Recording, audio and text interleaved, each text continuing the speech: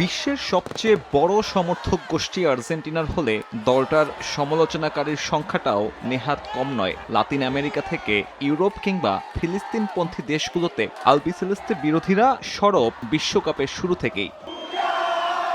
সে সমালোচনা বাড়িয়েছে একাধিক ম্যাচে রেফারিদের প্রশ্নবিদ্ধ সিদ্ধান্ত। অবস্থা এমন যে খোদ আর্জেন্টাইন প্রেসিডেন্টের অভিযোগ, মার্কিন ডেমোক্র্যাটদের অর্থায়নে আলবিসেলেস্তেদের বিরুদ্ধে প্রোপাগান্ডা ক্যাম্পেইন চালানো হয়েছে। এবার তো অদ্ভুত এক সিদ্ধান্তই নিল দেশটার সরকার।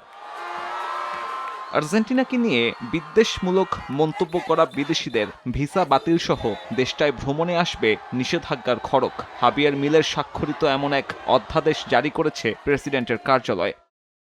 আর্জেন্টিনা ও আর্জেন্টিনাবাসীর বিরুদ্ধে যে বৈরী আচরণ দেখা যাচ্ছে তার পরিপ্রেক্ষিতে জাতীয় সরকার আবারও স্পষ্ট করে জানাচ্ছে, দেশ ও দেশের নাগরিক ও জাতীয় প্রতীকের সুরক্ষার প্রশ্নে কোনো আপোষ হবে না। যে কেউ আর্জেন্টিনার বিরুদ্ধে অবস্থান নেবে তাকে আমাদের দেশে স্বাগত জানানো হবে না।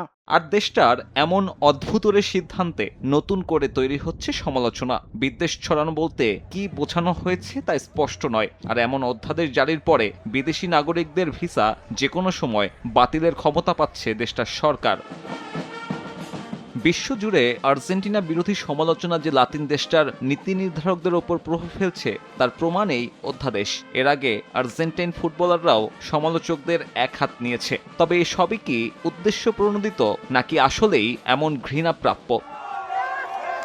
রাজনৈতিক কারণ তো আছেই, ফুটবল মাঠের আচরণও এমন ঘৃণার মূল কারণ। ফাইনালে অখেলোয়াড় সুলভ আচরণে নিষেধাজ্ঞার খড়ক অপেক্ষা করছে দেশটার জন্য। এর আগে আলবিসেলেস্তে সমর্থকদের বর্ণবাদী আচরণ নিয়েও প্রশ্ন ওঠে বিশ্বজুড়ে। সাব্বির মিথুন, সময় সংবাদ।